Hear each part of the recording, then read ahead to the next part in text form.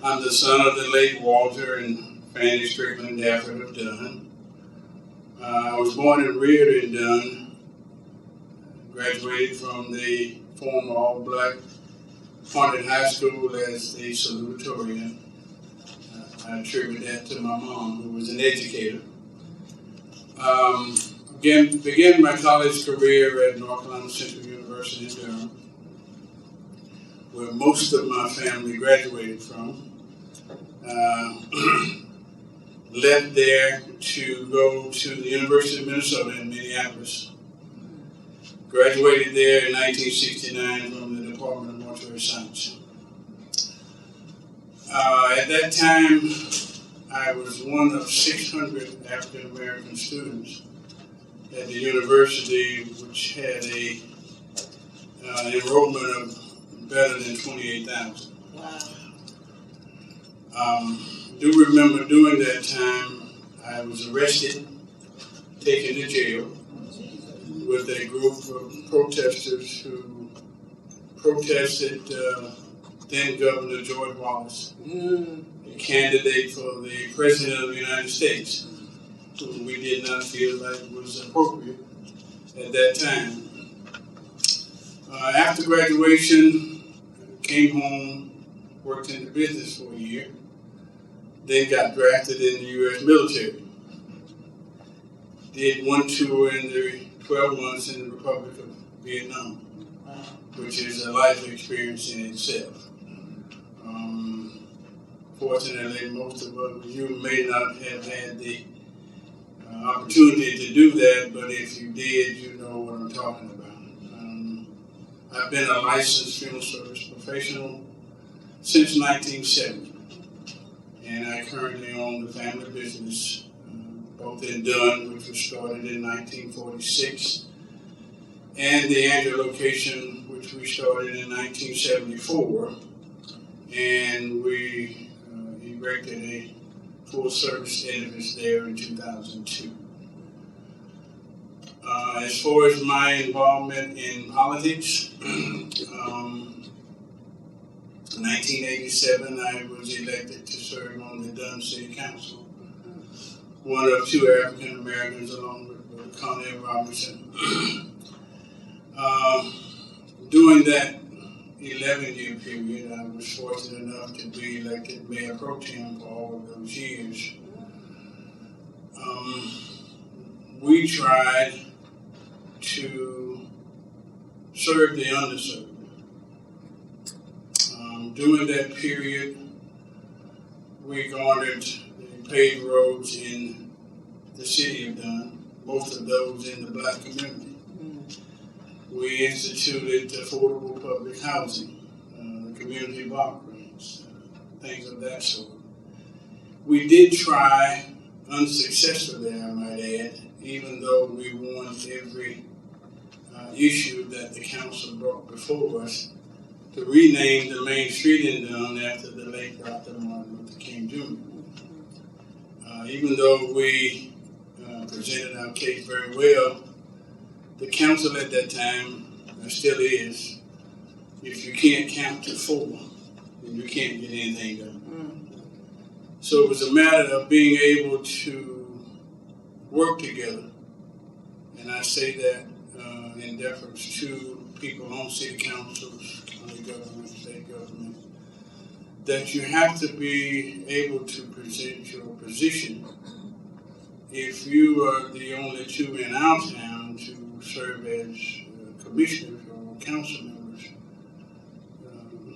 the two of you, especially in Dunn, have to work together before you bring something to the council. Because if you can't count to at least 3 to get the mayor to break the tie, then you'll never get anything done. So that was our philosophy. We always talked to each other before council meetings in order that our position would be a strong position where we agree with one another. That's basically that little life story for those years, Dr. Smith. So. Well, thank you. What would you like to see, or what are some of the greatest challenges in terms of civil rights in Harnett County presently? Well, I still think that animal is still in the room. Even though we have made some strides, we still have a long way to go. And it is better than it used to be. Because I can remember growing up with separate water fountains in the local clothing stores.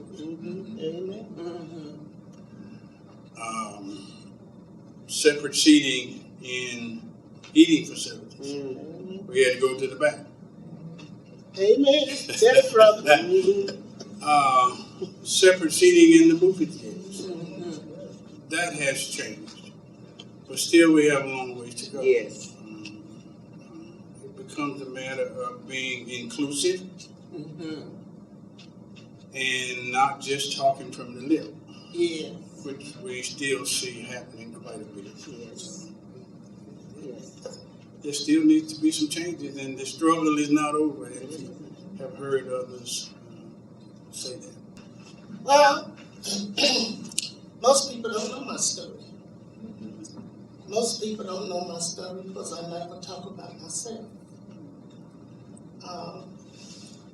My story began, I was born here in Littleton. And I've lived here in Littleton all my life. My mother and father separated when I was 8 years old. My mother raised 6 children on her own. And I took the lead in the leadership role in my family. I am considered by my sisters. I had 5 sisters. There was 5 girls and 1 boy. And to them, I was more like a mother to them. I was married to Willie E. McKoy, and I have 2 sons, Victor McKoy and Brian McKoy, which I am very proud of because they have great careers.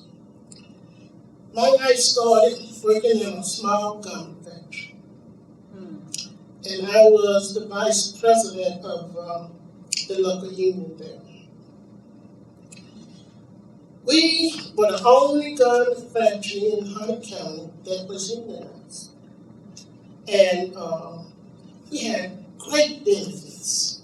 Didn't have to pay for insurance, had a retirement fund, and we got our prescription medication, 2 prescriptions. Well, every prescription that we got, we only paid $5 for a prescription.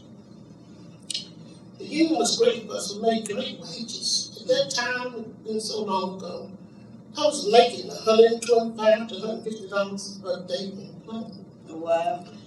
And but we went on strike because the company no longer wanted to pay for our benefits. We went on strike. And we stayed on strike for 8 years. I marched the line from wintertime through the winter as well as through the summer. They said that there were many people here in Harnett County said, go back to work, you don't work for the government. But I see more for myself than that. Because I won't going to let an employee that had 5 different plants take everything that we had worked for many years. My political education started with Asa Philip Randolph, the Randolph, A. Philip Randolph organization. How many of you know about A. Philip Randolph organization? A. Philip Randolph was an activist. He was a civil rights activist, let me say it right. And he was instrumental in organizing the Sleeping Brotherhood organization. These were the people that worked on trains. Those people worked days and months, never had a day off, and was paid very low wages. He worked to give those people and all black workers in this country a better life. And I want you to look at my book, my books that I have here, because it tells my story. I've met him many times, and I have pictures of the times that we were together. After joining the 8th Fort Randolph up under Miss Margaret Calvin, I traveled. My husband was a good man, but he allowed me to do these things. I traveled to Birmingham, Alabama, and all the different places and states that was involved in the civil rights movement. So I know the story. I was there. I was on the ground. I was walking the street to make better for all African Americans. As a child, I remember we could not go into a restaurant and order meat. We had to go to the back and place our order, and they would hand our food to us. As a child, here in Littleton, blacks didn't have a post office box. Our mail was delivered, general delivery. And they used to hand us our mail over the counter. I remember things changing during the civil rights movement. The civil rights movement and during the civil rights bill, when the civil rights bill passed, in 64 and 65, the voters' rights bill passed. I remember when that happened, I was a teenager. And when that happened, it gave us rights to go in the front door and order that meal. I remember that's one particular Sunday. My cousins and I, we walked uptown here in Littleton. And you remember the drugstore sitting on the corner there. They would not allow us to sit in that drugstore and eat and buy an ice cream sundae and sit down and enjoy that Sunday. But on that Sunday, my cousins and I, we walked up here, we called Littleton Botanic. We walked into that drugstore, we ordered a chocolate nut sundae. We got that chocolate nut sundae and we went to the tables. And we sit down and we enjoy that Sunday. How many remember that drugstore? And you know, we were thinking that we were going to be thrown out of there, but they said nothing to us, and they just surprised us. We finished the Sunday, we got up and we walked home. We also, my cousins and I, the NAACP meetings were being held monthly at Wesley Church out here. What is Wesleyan Chapel Church? And I was not just a young teenager. We will walk from my house to Wesleyan Chapel and to the NAACP meetings. And believe me now, listen to me, but this was during the time when those children got burned up in Montgomery, Alabama. But we walked out there and we attended the NAACP meetings regularly and had to walk home, which was more than a mile. We were afraid, but we were on a mission. So, later on, I'm getting ahead, I'm getting kind of going backwards now, but going back to 8th Fort Randolph. After I joined that organization and started attending all of his conventions, educational conference, I learned that under that organization, under Asa Philip Randolph, that the power that a black person had, they were not using. I learned that our power was in the ballot box. And in the ballot box, it meant that you had to vote. This was in the 70s. I went and registered, and I started having for voting. And I learned under the Expert Right-Up organization that there were federal boards in your local counties that blacks should have a place at the table. But they were not there because no one told us or educated us on this. So with the education I learned from the Expert Right-Up, I brought it back. Miss Margaret Pelham was the president of the urban chapter. I was the vice president of the urban chapter. And we had many members that attend those meetings monthly. After learning that my power was in the ballot box and I registered to vote, I reached out to my family and to my community, and we had many voter registration drives. I remember one voter registration drive registered everybody in my community. And blacks began to vote here in the Littleton area. As time went on, I got involved in the Democratic Party. And I enjoyed it because it showed me what I was doing was beneficial to my life as well as to others' life. I began my work with the Democratic Party. To the precinct meetings, I got elected to committees in our precinct, and I got elected to serve on the SEC, North Carolina Democratic Party State SEC. I served on that board representing Harnett County for 27 years. Wow. And there were many times I was the only delegate there for Harnett County. But my heart was in it. I spent my gas, I spent my time, and many times I would go to a meeting, starting at 11 o'clock, and it would be 7, 8 o'clock. And these meetings was held all over the state of North Carolina. So, working with the Harnett County Democratic Party, I began to work at the polling places in our board of election on elections.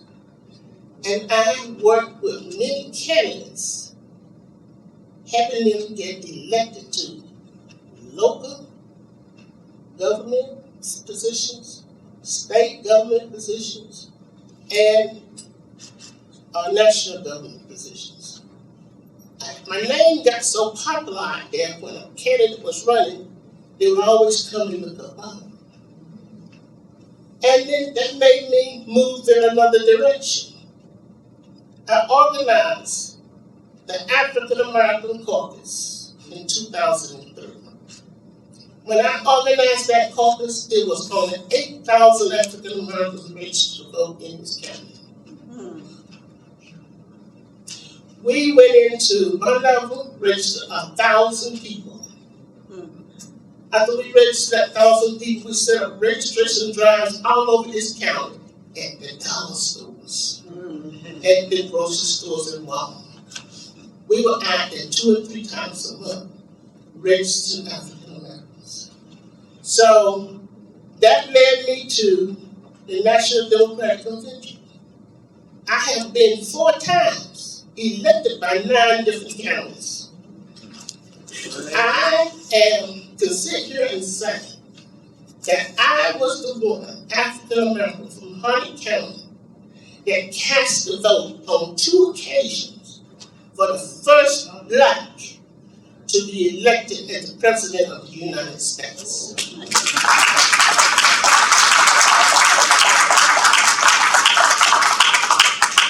I don't talk about these things. I don't brag about myself because my heart is in it. I did it for all of my people, not for me, but for all, white and black. I have never been a person that just reached out to blacks.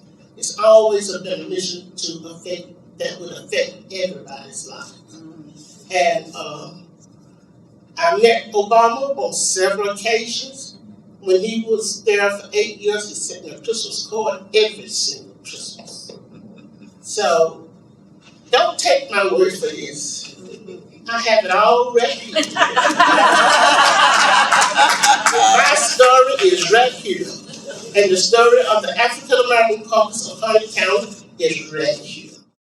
I guess my stories are like a humble beginning because politics was never one that I sought after. I'm a feisty person for righteousness. And as a child of a military personnel, I had the luxury of traveling. So I had the luxury of seeing how people in Germany and in Tennessee and Texas and Florida as a young child live and how they were together in many instances. So when we came to North Carolina, it was amazing to me how laid back the African American people were. Because I'm used to people that, like Maxine Ward said, don't stand behind me, stand with me. You know, a fighter, somebody for equal justice for everybody. And so as a little child, I would notice on TV, looking at TV and said how this state is doing and how this state is doing. But in the city of Dunn, it was so lax. And there was a lot of need in the city of Dunn that need to be done. And I said, well, Lord, I'm just one person. I'm going to work. I work at Swift Textile in Irwin for 20 years until it closed.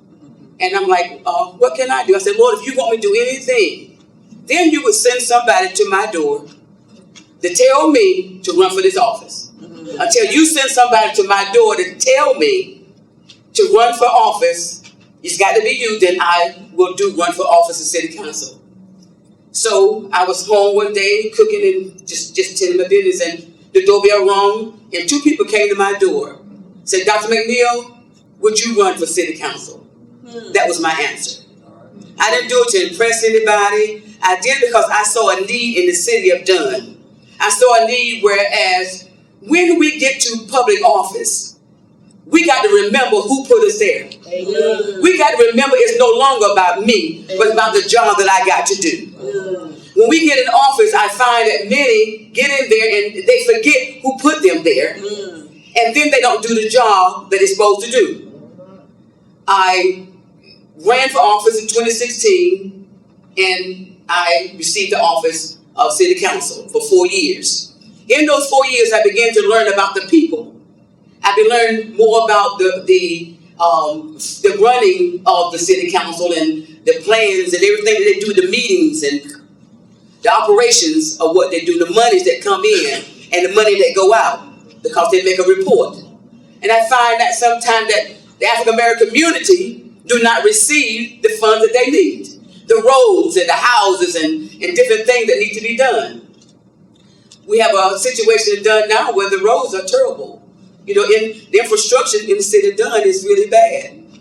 And then housing was bad. So I was on a committee in Dunn, whereas they were fixing houses up. So I've been involved with the renovation of homes in Dunn.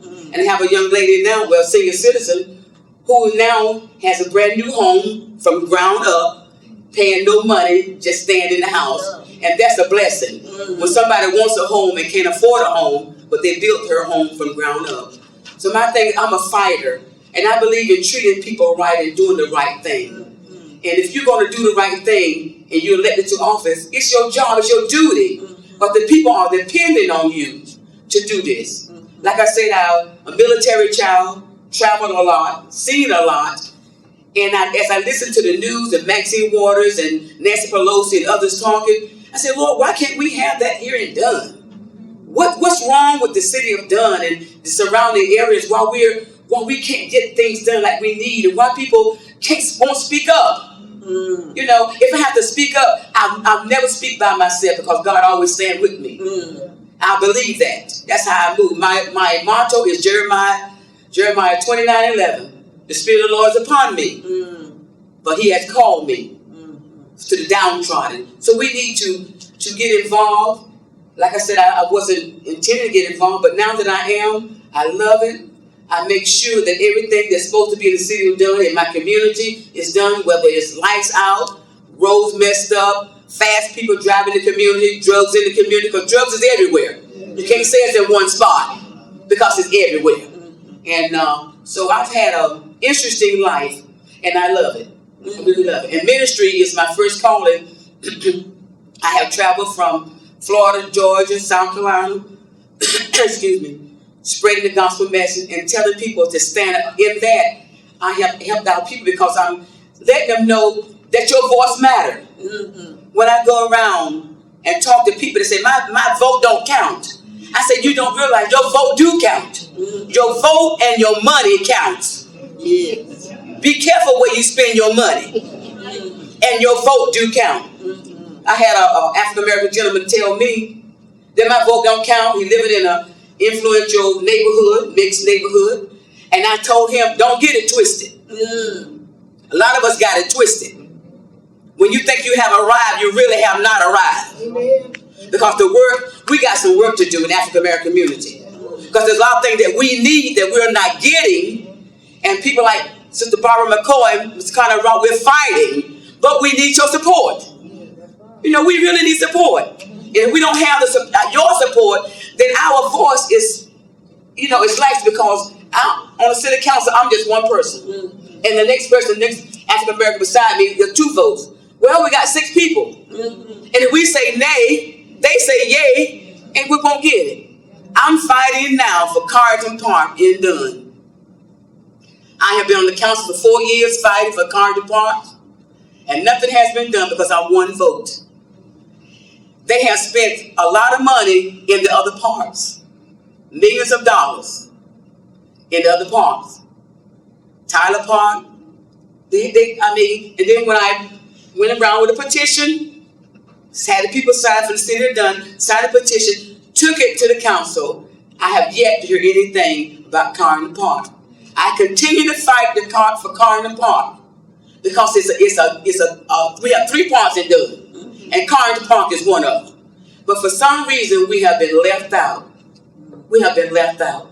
So it's my mission. I'm making it my mission to get Carnell Park renovated. And I need your support and your help when I come around with a petition or anything. I'm going to need your support because, like I say, I'm only 1 person.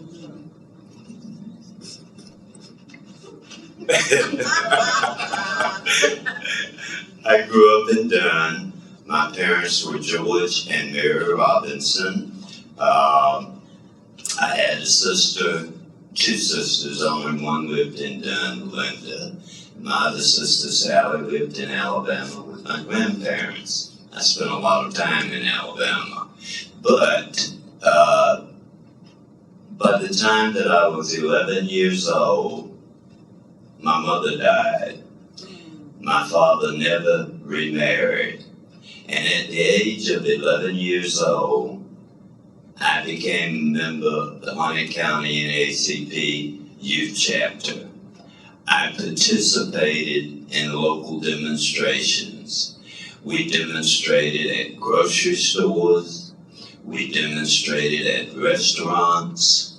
And some of those demonstrations were not peaceful because people threw salt shakers at us. At one situation, a place called Sue's Restaurant in Dunn, once we came outside, we were standing in line, and my friend Johnny McKoy, who is not here, who must have been at least 6'3", 6'4", 200 pounds, was standing next to me in line, and some white fellow walked outside and hit him as hard as he possibly could. We had been taught to be nonviolent. And I will never forget John McKoy standing there with tears in his eyes, but he never retaliated. Wow. Those were difficult times. One of the, I guess the best things about that time was I was also attending Harnett High School. I wasn't in high school at that time, of course, but it was super, you know, to have teachers who really cared, who really invested in the community, lived in the community, saw you at the grocery store, wherever. It was great. At 12 years old, because of the NAACP, I traveled to Washington, D.C. for the March on Washington. I remember sitting by the pool out across and looking and listening to Dr. King give his I Have a Dream speech. Wow. That speech motivated me, and it still motivates me. We have challenges ahead. In addition to that, I helped to integrate the pool at Tyler Park in Dunn. But lo and behold, about 2 weeks later, the pool was covered up. Oh, they claimed they couldn't repair it. They closed that pool. In probably 65, I helped to integrate Dunn High School under freedom of choice. I stayed at Dunn High School my freshman year, my sophomore year, and my junior year I decided to go home. I went back to Harnett High School, and my senior year was when they had total desegregation of schools. Wow. And so I graduated from Dunn High School. Graduating from Dunn High School, I went to North Carolina A&T in Good Greensboro. choice. That's a great choice. I tell people I am a product of A&T and a graduate of Campbell University. At the end of my freshman year, I got married.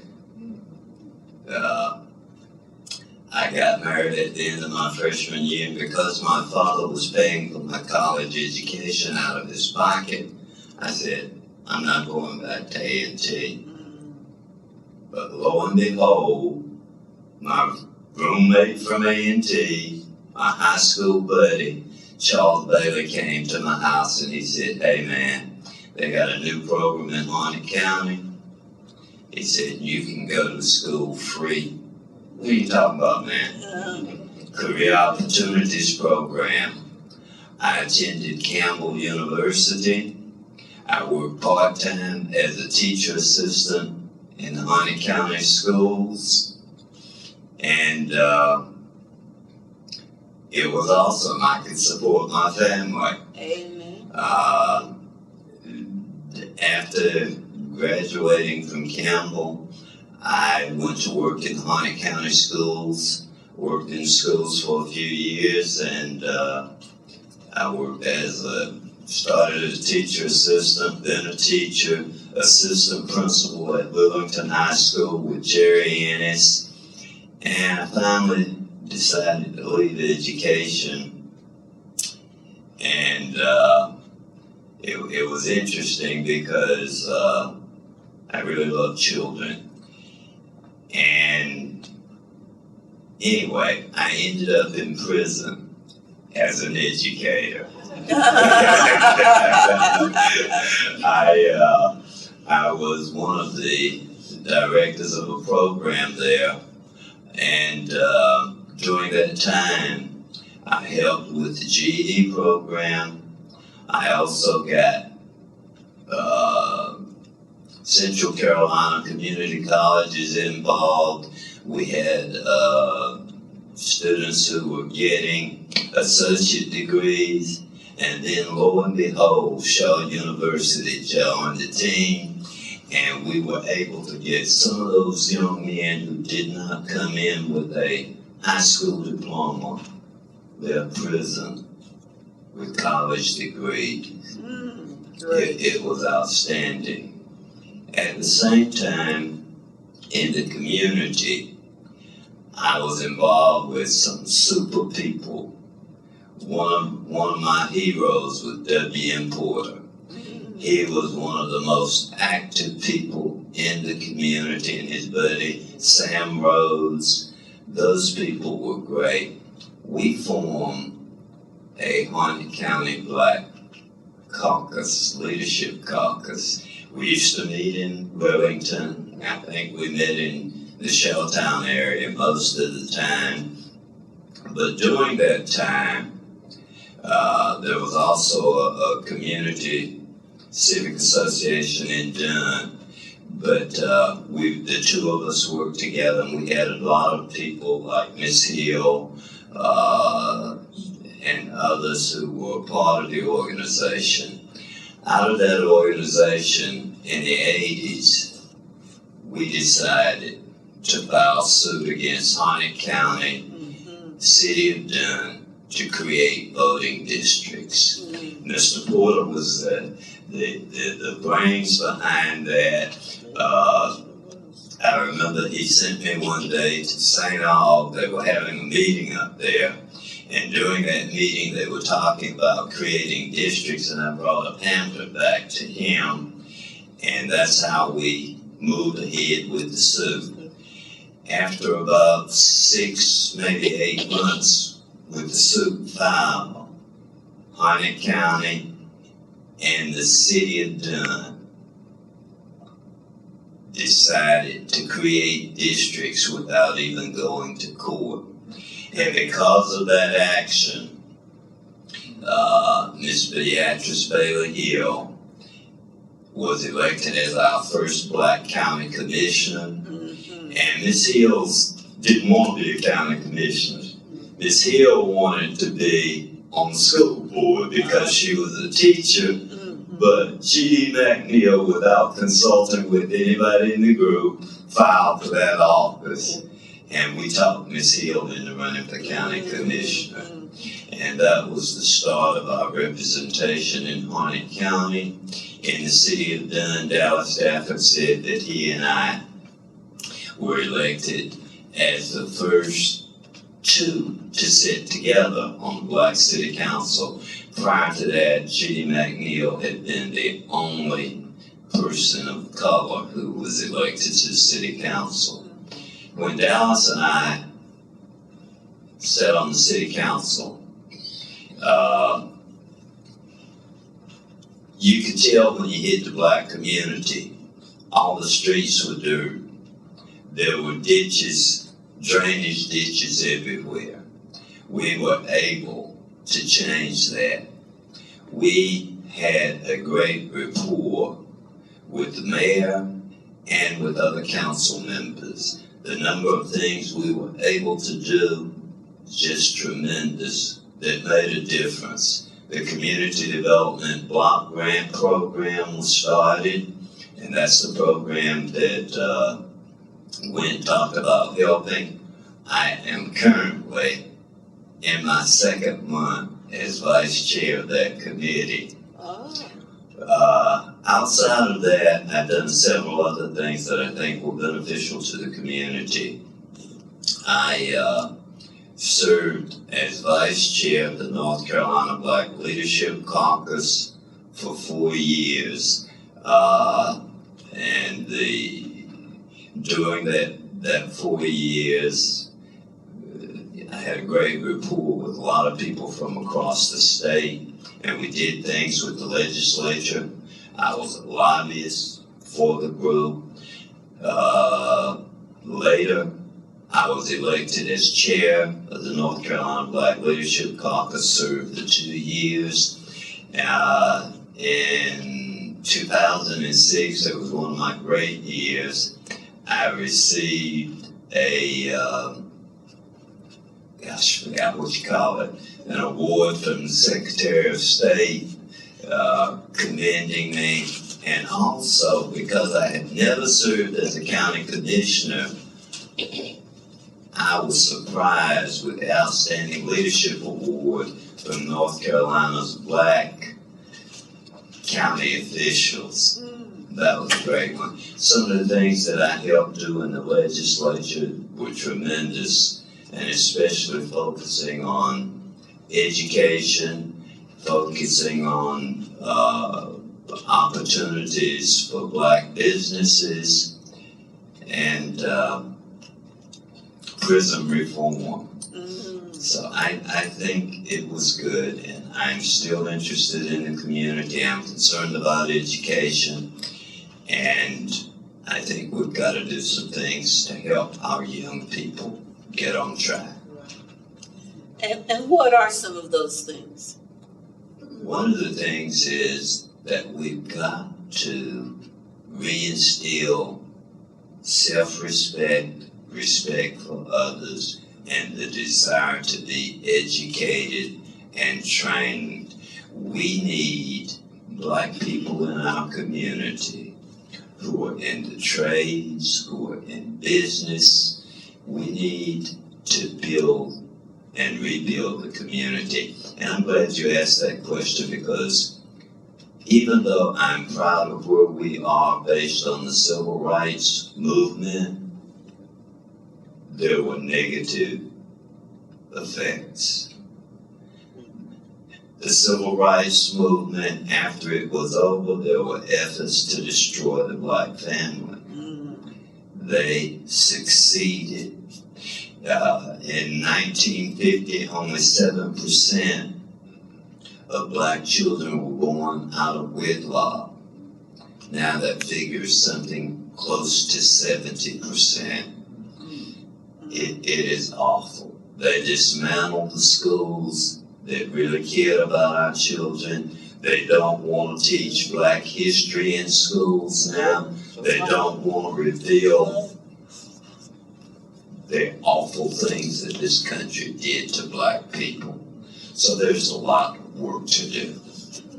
I, of course, was born here in Harnett County, and I grew up here to adulthood, of course. And then I looked around to see the problems in this county. I go back through the years and I think about how we moved from place to place in the county. I often too frequently think about the people who have made great contributions to Harnett County. And thinking, of course, of where we are today, it makes me think of where we were and where we are today. Mm-hmm. I go back to the years, and as I went from place to place traveling, I also think of the times and the problems that we had to endure as a race. I went into the large city, the metropolis of Chicago, Illinois, and for there I was seeking employment. While there, of course, I had an opportunity to listen to Dr. Martin Luther King and his speech on the conditions and the housing conditions that existed in that county, in that state. I also then had an opportunity to look upon the face of Emmett Till. Mm. And as I looked upon Emmett Till's face, every time I hear that name, his face flashes right back to me.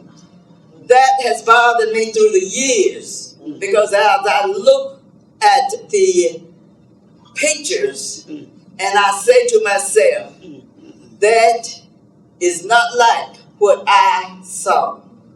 As we left there, stopping to get some food, someone from Mississippi with the license tags got off and polished his license tags up to make sure that we saw it. And then my brother said, let's move on, because he's up for problems and trouble. So we did. I moved, of course, back to North Carolina, back to Harnett County, of course. And coming back to Harnett County, I worked in the public school system. And in working with the public system and the early years of integration, I noticed the treatment of the children. One lady said, as they were gathering to try to get whites to understand that they are going to have to teach these black children. The lady said to me, I don't know how to teach them. So I said to her, you teach them. That's what you do. So I also recall the fact that it did not show her intelligence, more or less showed her ignorance, as I saw it. It's true. And as we left those meetings, I then went into the classroom. The children accepted me, and of course, as they would any other teacher. I also too thought of the way that some teachers had treated the black students since they didn't know how to teach them. It was because of the grades that they were given. The principal had said to me, I told these older teachers to be careful, and the fact that they need to not take it out on the students. And of course, in that period of time, my children then, who were in parochial school prior to coming to the school here in Harnett County, they also mentioned the fact that the grades were not as average as they should have been. And of course, I had to go to the school and let the teacher know that was teaching my child that these grades are not averaging. So I got several people to look at the averages to make sure that I was not averaging them wrong. So he said, I have talked to these teachers, and I hope that they will be able to see the problem that we are having here. And in looking at the problems and looking at the grades and looking at the averages, the fact that they were not averaging grades as they should have been, he said, I would get the instructor said, I'll change the grades to what is average, really the correct average. I also then looked at the condition under which they were treating the students in the school. So my son said to me, I noticed so-and-so's son sleeps all the time while he's in the classroom. And the other student said, you aren't lawyer so-and-so's son either. So therefore, let him sleep. These are the conditions. But if mine had been sleeping, I reckon he would have still been sleeping. So we went through that. So then in talking with that was the principal and the superintendent too. My son, being new and coming back here, some of the students and the girls would flirt and carry on with him, and he pushed the desk, and the books fell. The teacher said, "You picked them books up." He said, "Well, you didn't bother her whenever she was bothering me." He said, "Well, you go to the office and you go to get 3 patterns. You're going to get." So he went to the office to see the principal. And when he got to the office, the principal was going to paddle him. He said, no white man's going to paddle me. I'm going to expel you for 3 days. So in expelling him about 3 days, he didn't expel him for 3 days because my son called me at school and went up there to see what the problem was. I said, punish him as long as it's within reasoning. But no, what about the girl? Why he didn't pick up the books that he shoveled? These are the problems that we encounter over the years. And the fact that I noticed, too, that one little girl, as they put her outside because of the hygienic problem that she was having or she had, they put her outside the door for her to sit there until the class was over with. There have been some times in Harnett County, I was not with the marches, but there have been some tough times going through these years with our children. Some of the parents did not want to go the school to check on the children because they were afraid that it would have something to do with their children and their grades. And of course the grades improved. And then the next market period, I looked at the grades and I said, I don't know what has happened here, because I told them the grades had changed so much. I said, it looked like somebody looked like had been back to court, had been someplace, but the grades changed. And so then I began to believe, I don't know whether my children really made these grades or not. They had improved so much. So then after the school years, of course, things, of course, began to taper off a bit. They began to get better than what they were. Then I go now with you into the board, county board of commissioners. I did not want to be a commissioner. I wanted the board of ed. I was determined to get the board of ed, if at all possible, because of the things that I had seen in the system. So with the board of ed, someone else had to file, so they asked me to take the county board of commissioners. I still did not want it. So Mr. McKoy, Porter, Rosa, and Mr. Carnell Robinson insisted and said, you go up there and you file. I said, well, I will, not I still don't want to. So after filing for county board of commissioners and having a background in political science, which was my major, was political science, in my minor was social studies, I then found myself, of course, having to do work that I was not afraid to do, of course, but work that I knew that I had to be on my P's and Q's. I also knew, too, that with my background in the political science field, I figured I knew I could handle it. That was no problem. But as did in that field, I noticed how some people were treated. I still around the realm of racism, of course. And as I looked at the community as a whole, I carried some of the commissioners into the areas, dilapidated areas that had long needed housing, had long needed repairs.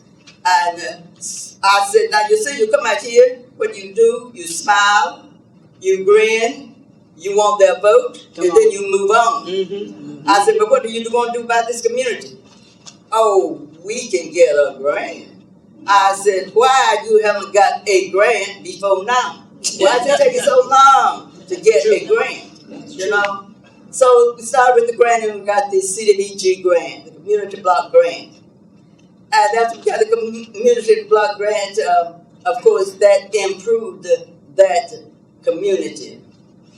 Sitting on the board, I also note too that in the library, in the social service department, for which I had had some experience there too, as a social worker, the lady was having to carry the whole social service department because there was a need for a department head.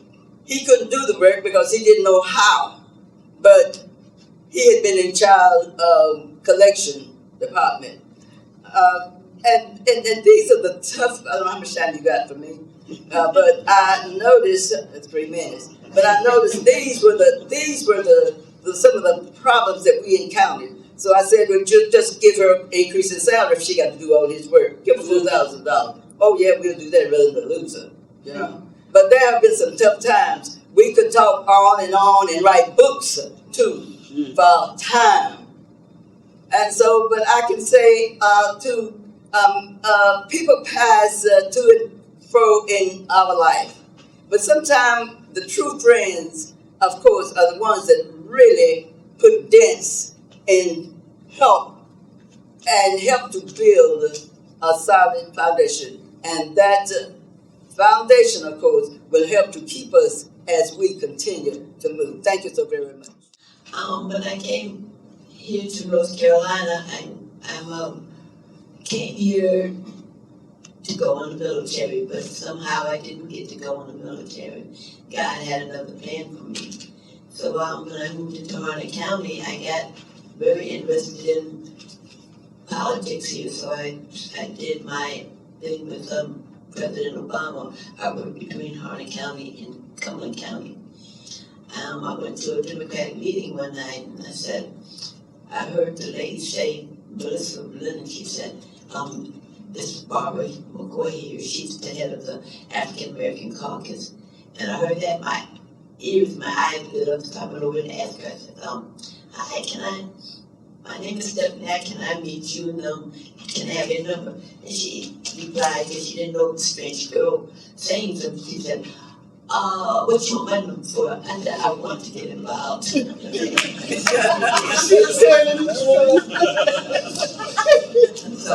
from then on, I became working with her in the caucus. I served as the secretary for the caucus when the caucus was active. I worked both in, like I said, both in Harnett County and Cumberland County to elect Senator Obama. Because when I came here, nobody was talking about Obama. That was a new name to most people. Prior to that, I'm a daughter of a person who was in Corps, and then later on in NAACP, which was my mother. So she would take me out of school often and have me walk with her down the road, carrying rats by the tail in New York City, because we had some really lousy housing there. So this is one of the first parts of the advocacy that I learned. Then as I became a young mother, and my mother was gone then, and I lived in Buffalo, and they had very raggedy apartments, minority kids, minority women cannot get a decent place. So we had a place that didn't pay for fixing up a place or anything, so I told my neighbors, girl, we need to go do something. Let's see if we can get this landlord to get something done. So all the young mothers and all the other women in the community gathered up. We just marched down to pray, cry, and wander so that we can get good housing for our children, because we didn't need to live in rat and roach-infested places and paying rent that we didn't get any services for. Sometimes our water wasn't working or the lights flickered because it didn't need the wiring, and there was things in the housing that had lead in there, and that was making some of our children sick. So we just pushed on until we got that done, and that was in 1968, just before I had my daughter. And I just wanted to keep pushing on. If you notice my earrings, one said Black Lives Matter, and the other one said All Lives Matter, because in my heart, that's what happens. Because I walked with Dr. Barber several times, got arrested with him because we were fighting for health care. Right now, I'm still fighting for health care, mental health care, because I think that health care is one of the most important things that our Black community does not address fully. We that fool, he just crazy. But no, it's not that. He has a problem. He needs something done. He needs medication.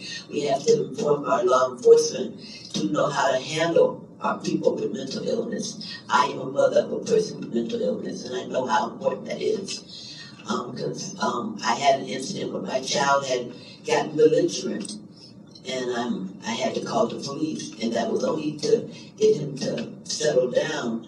But the first thing they did was want to handcuff him and drag him out of the house. Said, "Oh no, sir, he needs to go to the hospital. He does not need to be going to jail because he's a child in the mind. He may have been old enough to be an adult, but he was still a child." So right now I see a lot of law enforcement are learning about how to deal with mental illness, but we need to have our community understand about mental illness, and this is something very, very important, dear to my heart, so that our Black men and our Black women, teenagers or whatever, do not get killed because they're having an episode. You also served as Democratic precinct chairperson. Tell us about that.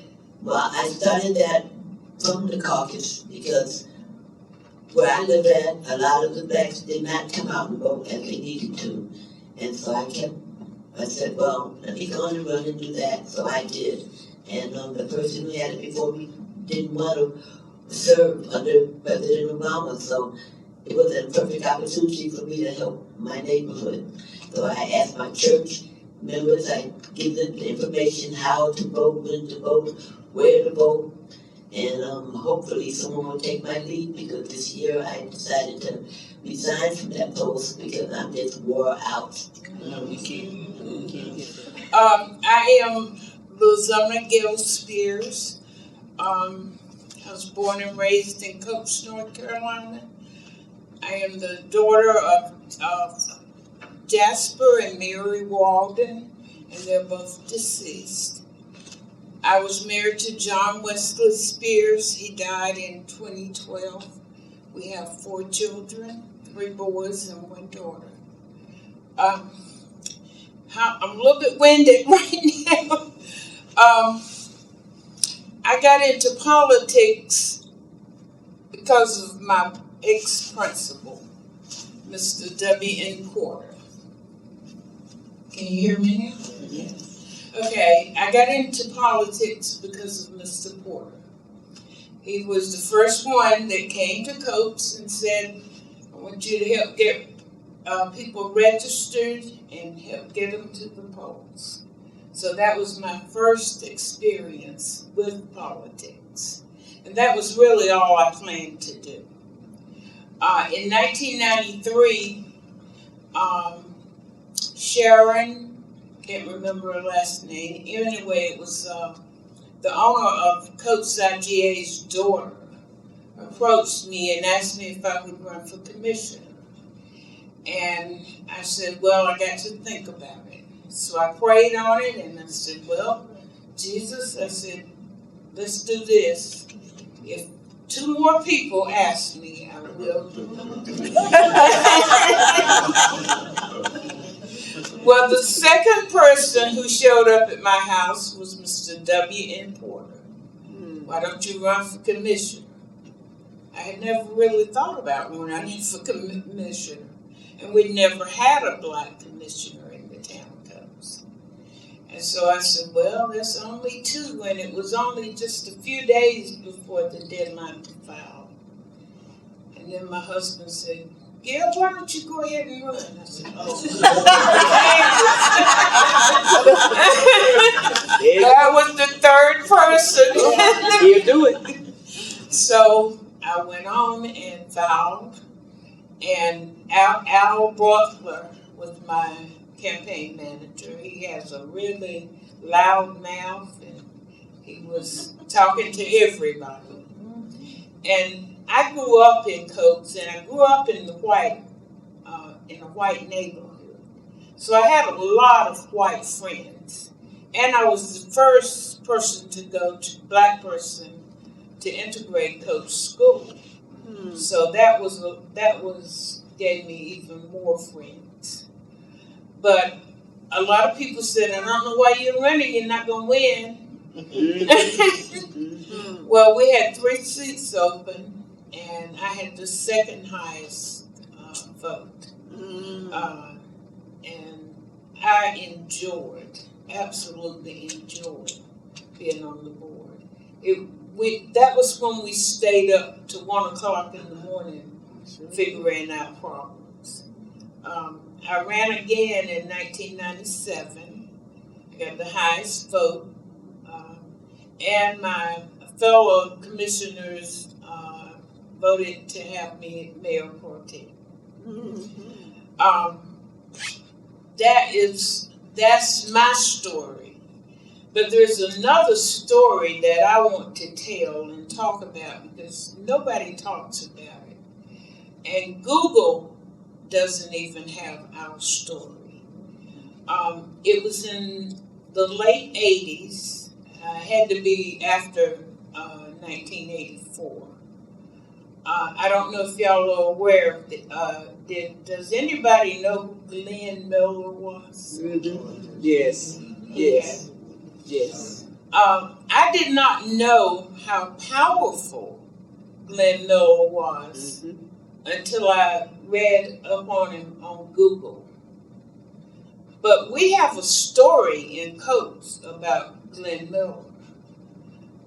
He formed, he formed the Carolina the Carolina Ku Klux Klan, and then the Grand Knights. He formed two groups, and he was very powerful, very powerful. In the late 80s, Glenn Miller bought all the Klan groups to Coates High School. They had a rally at Coates High School.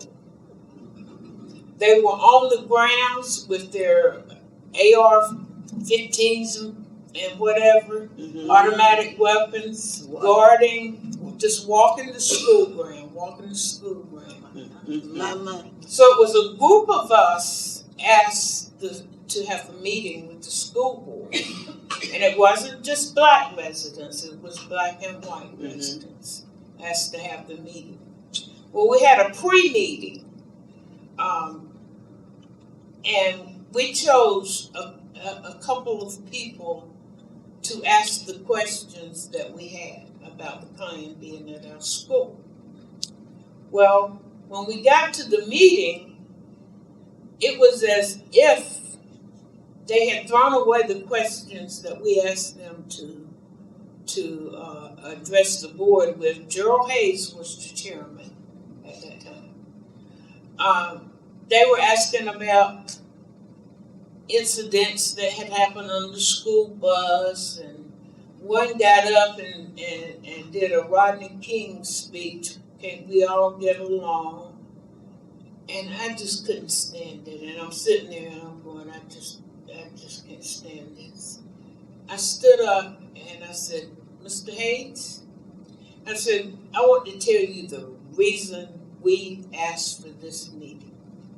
Why did you allow the Klan to have a major rally on our school grounds? And Mr. Hayes said, well, we can't turn down anybody that asks to have a rally. That would be discrimination. So my next question to him was, so was it okay that they were walking on the school grounds with automatic weapons? And Mr. Hayes wasn't ready for that question. He said, no, it's not. He said, we'll have to look into that. Well, that was the last time we had a Klan rally at our school. Amen. And when I look at Google has a lot about him. I don't know if you know what happened with Glenn Miller. He got in some trouble there out in, I think it was Kansas, where they had a robbery of a Brinks truck, and I think a couple of people got killed. Well, Glenn Miller got $200,000 of that money. But what he did was he ratted on some of the Klansmen. That's what they said anyway. And he got out of that. And I don't know if his residence was Angier, North Carolina. Well, he moved to Missouri. Well, that was where he lived until he was 74 years old. When he was 74 years old, he decided to go over to Kansas. And he went to a Jewish community. And he sat and waited. He killed a grandfather and his 14-year-old grandson. Because he thought they were Jews. Wow. And another lady walked by, and he killed her also. So he ended up killing 3 people. And when they asked him why, he said that before he died, he wanted to make sure he killed some Jews. Well, the people he killed were white Christians. And he got the death sentence. He was in prison waiting for his appeal, because he did appeal it. And he died before the appeal. But I said, I think Google should investigate and put our story in their story. But let me tell you this, that was the plan. So I didn't want to be too out there, because it was very scary. Because we had a cross burn in our yard one time, and I always remembered that from early childhood. But the Daily Record had a picture of Donna Brandt, I believe was her name then, because she was one of the first speakers. And, they had Glenn Miller's picture in the rally, and I'm just so happy. It's not in that paper. Well, I get to work, and one of my staff members bring me a paper from Sanford. And on one side, I'm there like this, and on the other side is Glenn Miller. I was scared to get in and out of my car in the mornings. Wow. And Glenn Miller did start circling our block. But my husband and his cousin and his army friends were guards for a long time. Hugh was who Tippy went to. And they were guards, and they say, I didn't see this myself, but they had their automatic weapons too. And they all were in the yard when Glenn Miller came by one day. And that was the last day he came by. But I just think everybody needs to know our history. There is a lot of history that we have. That's right. But there's so many stories. I'm getting ready to end. There's so many stories that I could tell. I resigned from the board because I got injured at work in 2001. And right now, residents still call on me when they have a problem. One came by, I had been off the board probably about 5 years. I know you might remember this. We had a board that was meeting on one of the commissioner's front porches before the board meeting. And one resident came to me with $5,000. He said, Gale, told him what was going on. And he said, we need you to do something about it. Gave him $5,000. I had to see it for myself. I couldn't just, go on their word. So nothing was done until the next month. And I hired Vernon Stewart. And we took a claim out on them for violation of open meetings laws. And they settled. So I was able to give all the residents that had contributed, I was able to give their money back to them and pay for it. But there are just so many stories that I have. I was just in the nursing home because in rehab because I had pneumonia and COVID. And after I was rehabbing, getting over that, and my sister said, this lady, a white lady, somebody that lived close to me when I was a child, she said they put a condemned sign on her house. She started fixing up her house. She hadn't lived in it for years. Started fixing up her house, and they put a condemned sign on her house and gave her 30 days to do the construction that had to be done in order to save her house. Well, she wanted me to help her out. I called my sister back. I said, come and get me. I'm going to the board meeting. So I had a little word with the board. And she is still in her house. Habitat for Humanity is helping her remodel her house. But I could tell you so many other stories. But I was just proud. Everybody wants to lift me up, and that's okay. I welcome your lifting up. Thank you. But I was proud of the people of Codes, because it seems like when it came to me, they didn't see color. Amen. Amen. Now, I was in the grocery store one day. This is another quick story. I was in the grocery store, my sister and I are always together. And this lady came up to me, she said, are you gals registered to vote? We said, yes, ma'am. She said, well, vote for Gale Spears.